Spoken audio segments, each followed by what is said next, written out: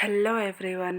నేను ఇక్కడ different style of chicken curry try చేస్తున్నా. నేను చేయడం ఇదే ఫస్ట్ టైం. మీలో ఎవరైనా ఆల్రెడీ ట్రై చేసింటే కమెంట్ బాక్స్లో చెప్పండి. ఇక్కడ నేను హాఫ్ కేజీ చికెన్ కర్రీ తీసుకొని ప్రెషర్ కుక్ చేస్తున్నా. వాటర్ యాడ్ చేసి వాటర్లోకి సాల్ట్ అండ్ అల్లం పేస్ట్ యాడ్ చేసుకోవాలి. ఫస్ట్ దాన్ని ప్రెషర్ కుక్ చేయాలి. మీకు ప్రెషర్ కుక్ చేయడం ఇష్టం లేకుంటే నార్మల్గా అయినా కుక్ చేయొచ్చు.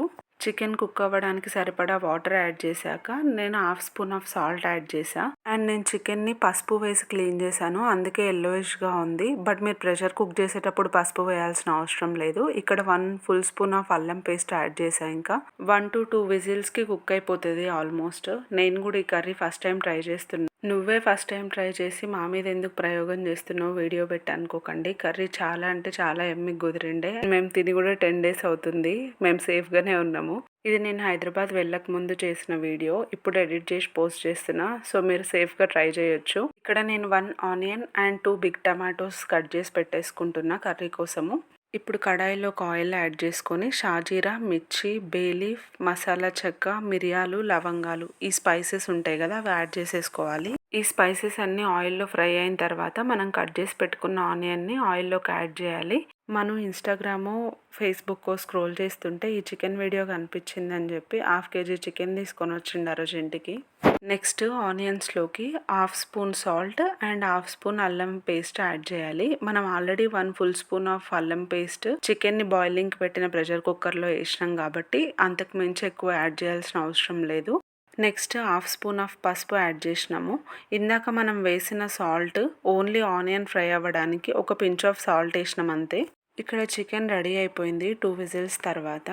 ఇప్పుడు చికెన్ కుక్ అయిన వాటర్ పడేయకండి, అవి అలాగే ఉంచండి. చికెన్ కర్రీకి యూజ్ అవుతాయి గ్రేవీ కోసము. ఇక్కడ టమాటోస్ని కూడా యాడ్ చేసేసి హాఫ్ స్పూన్ ఆఫ్ సాల్ట్ వేస్తున్నా. మనం ఆల్రెడీ ఇందాక కుక్ చేసిన చికెన్లో హాఫ్ స్పూన్ ఆఫ్ సాల్ట్ వేసేసినాం కదా, మనం మళ్ళీ చెక్ చేసుకొని యాడ్ చేసుకోవచ్చు ఒకవేళ తక్కువ అనిపిస్తే. ఇప్పుడు ఆల్రెడీ కుక్ చేసి పెట్టుకున్న చికెన్ నుండి ఆ ఫ్లెష్ని సపరేట్ చేయాలి. మనం ఇక్కడ బోన్స్ యూజ్ చేయట్లేదు. సేమ్ ఇదే కర్రీని మీరు బ్రెస్ట్ పీసెస్తో కూడా ట్రై చేయొచ్చు, బోన్స్ ఎందుకు వేస్ట్ చేయడం అనుకుంటే. ఇప్పుడు మనం చికెన్ కుక్ చేసిన వాటర్ని సైడ్కి పెట్టుకొని కదా, ఆ వాటర్ని ఈ టమాటోస్లోకి యాడ్ చేస్తున్నాము. సో టమాటోస్ ఇంకా స్మూత్గా కుక్ అవుతాయి. మను ఈ వీడియో చూడగానే నాకు లింక్ షేర్ చేశాడు ఇంటికి వచ్చాక ట్రై చేయాలని. బట్ మా ఇద్దరి దగ్గర ఆ లింక్ మిస్ అయిపోయిండే. అన్నీ రెడీ చేసి పెట్టుకున్నాక చూస్తే లింక్ లేదు.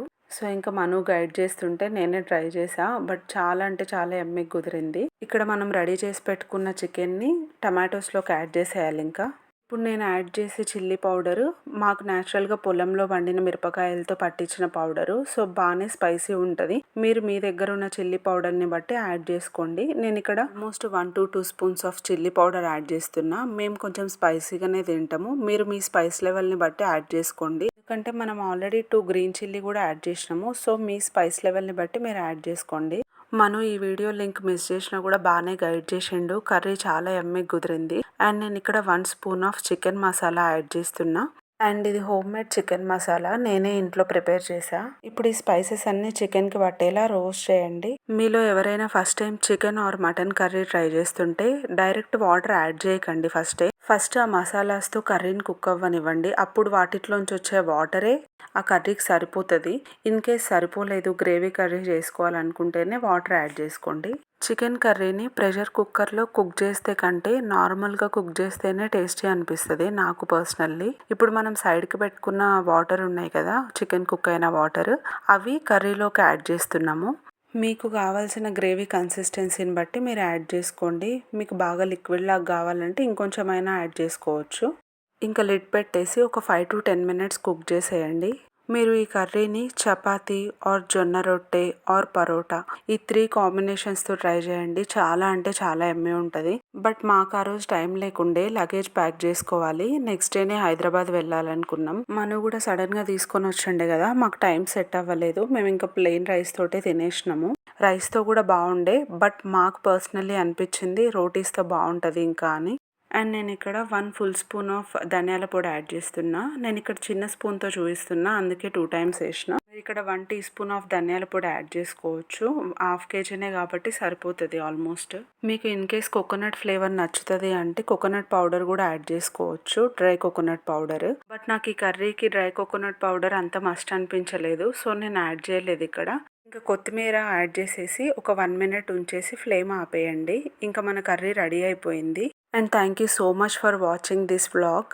Please try to share, subscribe and like the content and try this recipe at your home. Thank you.